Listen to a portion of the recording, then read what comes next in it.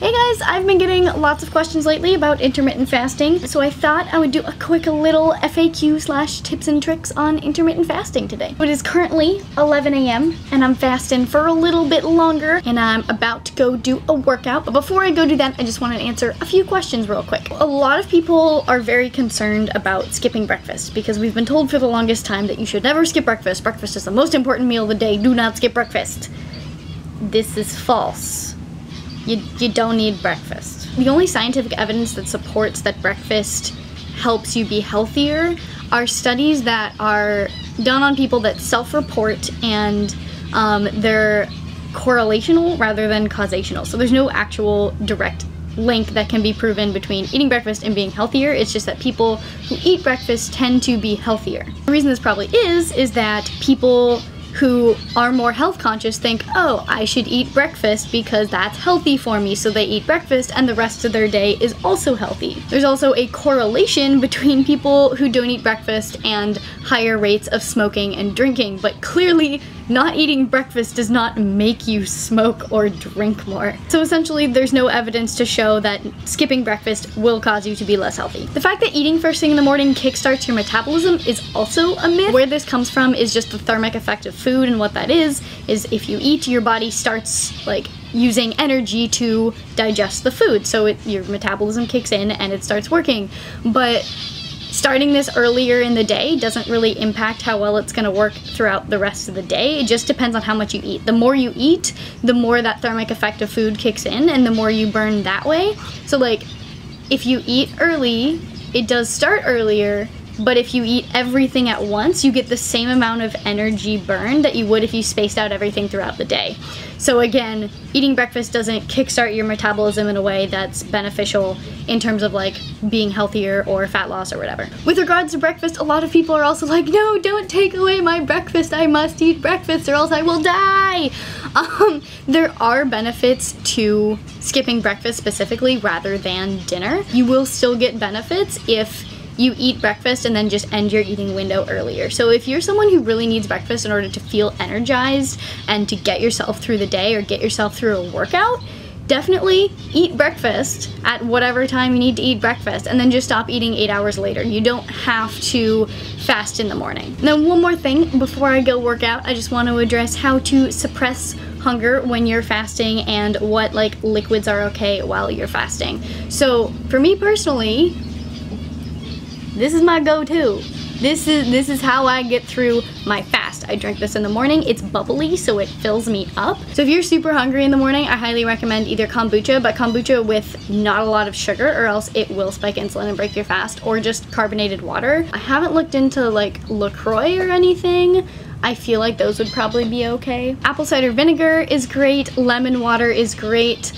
You can have tea and coffee, just not too much caffeine, so don't drink like 3 cups of coffee when you're fasting because caffeine can actually spike insulin levels. If you really need some like cream in your coffee, a small amount of like almond milk or a little bit of milk should be okay, because almond milk doesn't have a lot of sugar in it as long as you get the like no sugar added version of almond milk, and regular milk is high in fat, so like it does have a lot of sugar, but you can have just like a little bit in your coffee if you need it in your coffee in order for your coffee to be palatable. Bone broth is also a good liquid while you're fasting because it's full of electrolytes and not very many calories. And then things that are not okay, obviously any extremely sugary drink like soda or whatever, alcohol, bad. But some less obvious things are coconut water. That is very high in sugar and it will spike insulin, which will throw you out of your fasting state. Something else that you don't want to drink is diet soda. With diet soda, there are artificial sweeteners which do cause a spike in insulin. So you should probably stay away from anything with artificial sweeteners, so double check your BCAAs if you're having those. I don't know any like actual facts about whether BCAAs will throw you out of your fast or not, but I would just be careful with ones with artificial sweeteners in it. There's starting to be some research showing that things that are artificially sweet will trigger the body to expect that it's getting something sweet with calories and it'll respond in the same way. So like, unclear about BCAAs and other supplements, but like I would say no, but that's just me. So like, you do you, but just know that it might not be, it might be throwing you out of your fast. I don't know. Some people will tell you that there's a limit of 30 calories or a limit of 50 calories or maybe even a limit of 70 calories that won't break your fast. A random number of calories is not a good indicator of whether something will break your fast or not. 50 calories of like almond milk, that's gonna be a lot less likely to throw you out of your fast than 50 calories of soda. So don't pay attention to like calorie limits while fasting. That's not how the body works. I'm gonna link a video down there in the doobly-doo that explains the acceptable liquids during intermittent fasting.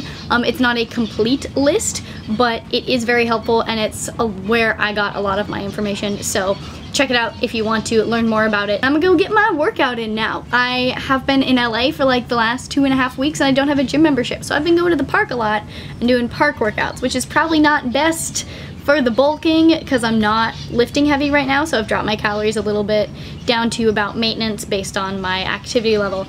But I'm making it work. I'm still getting my exercise in, still doing healthy things for the body. I'm just rambling. I'm gonna go work out now.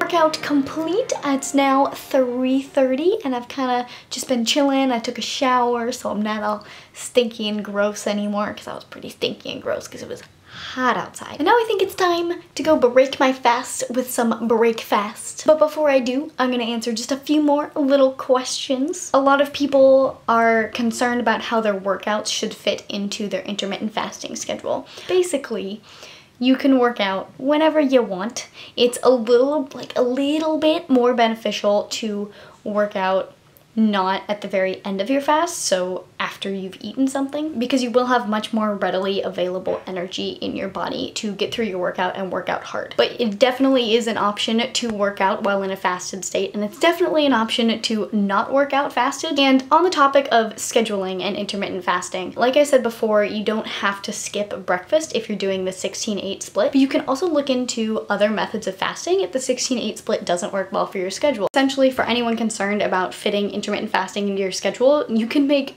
intermittent fasting fit your schedule rather than having to make your schedule fit your intermittent fasting. For me personally, I try to do the 16-8 split, but some days it's just impractical, so I don't do it. Intermittent fasting is not like keto, where you have to do it every day in order to get the benefits, and you don't get like completely thrown off track if you skip 1 or 2 days. I do a lot of work on like film video sets, and when you're on set, you are fed breakfast and you're fed lunch, and if you don't eat at those times, you aren't gonna get food. So like trying to skip meals and stuff while on set is kind of impractical for me, so those days I don't worry about it, and when I fast when I can, and then I eat when I have to. But I'm starting to get real hungry, so I'm gonna go get food. But one last thing is that what you break your fast with can actually make a big difference in terms of making progress. And like, you don't have to worry about it if it's not something that you want to worry about it, but it can make a difference. One of the biggest benefits that comes with intermittent fasting is an increase in levels of human growth hormone, which works as a fat burner. It also helps preserve muscles and help muscles grow, and it's also anti-aging. The level of HGH rises as you fast, but human growth hormone is inversely correlated with levels of insulin. So if you spike your insulin, your HGH levels drop. So if you're trying to build muscle, put on mass, etc., it's a really good idea to eat a breakfast that won't spike your insulin too high. And the main thing that spikes insulin is carbs, so you probably shouldn't have like a pure fruit smoothie to break your fast. Make sure it's a balanced meal, make sure you have lots of fat in there and protein as well. Do note that pure protein will also spike your insulin, so if you break your fast with a protein shake, that will spike your insulin as well. So basically, have a balanced breakfast. So I think I'm gonna go get some like eggs or something with fats and proteins with avocados. I don't know. I'm gonna go get food and I'll show you what I eat when I get the food.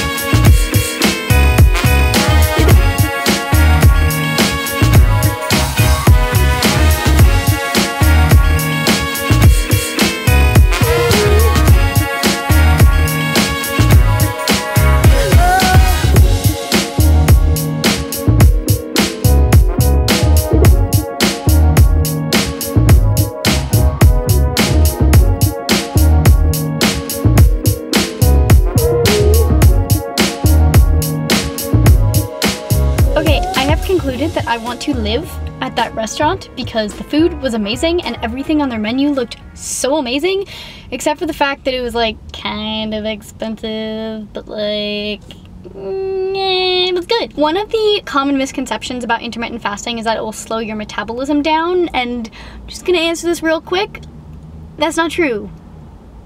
It's not true. As long as you're making sure you're getting as many calories as you need during your eating window, you're gonna be fine. However, you should be trying to get these calories from nutrient-dense, healthy, healthful foods. Intermittent fasting is not a magical tool for weight loss. The basic laws of thermodynamics still apply. Calories in versus calories out equals weight loss or weight gain or weight maintenance, depending on the difference between them. If you're eating 4,000 calories of McDonald's a day and you're only burning 2,000 calories, just because you're intermittent fasting doesn't mean you're gonna lose weight. You're definitely gonna gain a lot of weight. But you don't necessarily have to use intermittent fasting to lose weight. You can still gain weight while intermittent fasting if you're making sure you're eating in a caloric surplus. So for these people that are trying to maintain weight or gain weight, or just trying to eat enough calories to be in a small enough deficit to lose weight in a healthy way, one of the struggles of intermittent fasting is squeezing all of your calories into a short amount of time. And if you're trying to eat quite a few calories, this can be very difficult, in which case maybe intermittent fasting is not right for you at this time. Like, you don't have to intermittent fast. Like, yes, it's healthy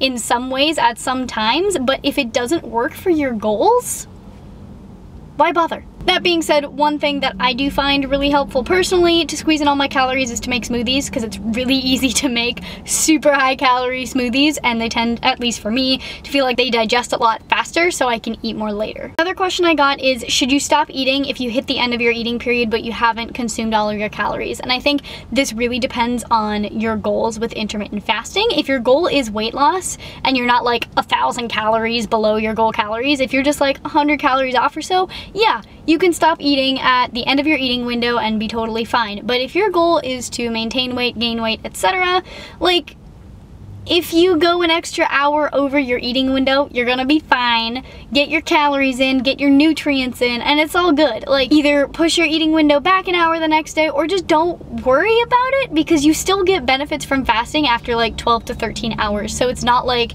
there's a hard cutoff at 16 hours, or if you don't fast for exactly 16 hours and squeeze your food into exactly 8 hours, it's all for nothing.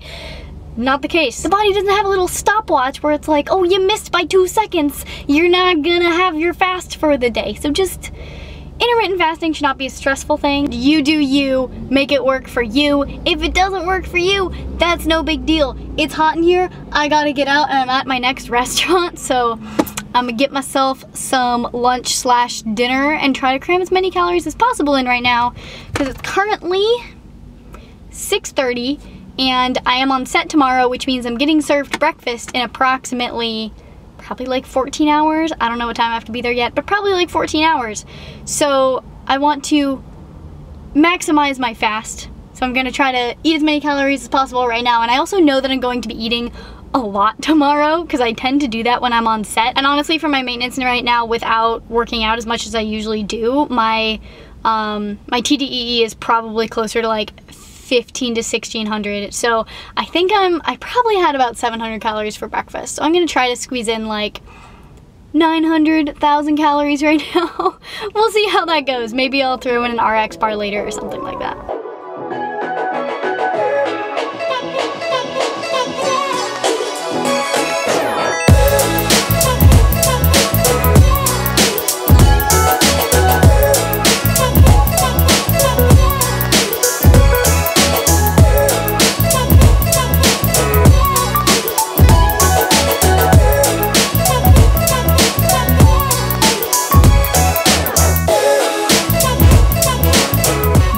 Was also really good, and I really appreciated the fact that you could just order on an iPad, minimize the human interaction. That was pretty great. So that was a huge dinner, and that is one of my biggest tips for surviving intermittent fasting and not having those like late night cravings once you stop fasting.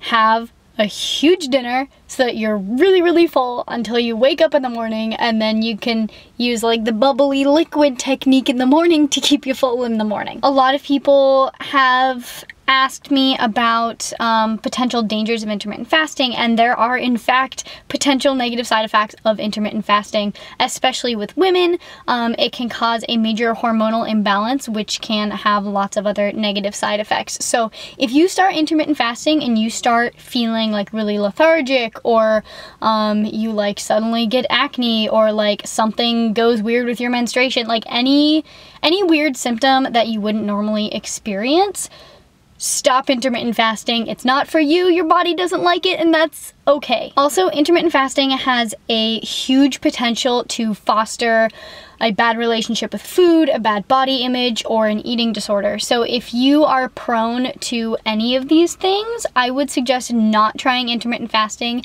and just trying to form as healthy of a relationship as possible with food and with your body. For me personally, I do sometimes start trending toward a negative relationship with food or my body, but I know that I can catch myself doing that, and I know what to do to like reset my mindset and make sure that I don't fall into that. But before you do any restrictive diet or eating pattern, it's very important to have that healthy relationship. So I think that pretty much answered most of the questions that I got. Definitely all of the questions that I got like 2 or 3 times, I answered all of those. If you have any more questions, please do leave them in the comments below, and I will get to as many as possible, or maybe I'll do a part 2 if people are still really confused, or if I just dump so much information on you that you're even more confused, because I feel like I might have done that. And if you found this video helpful at all, please give it a little thumbs up, share it with anyone you think might want to watch it, subscribe for more videos from yours truly, and I'll see ya in the next video. Bye.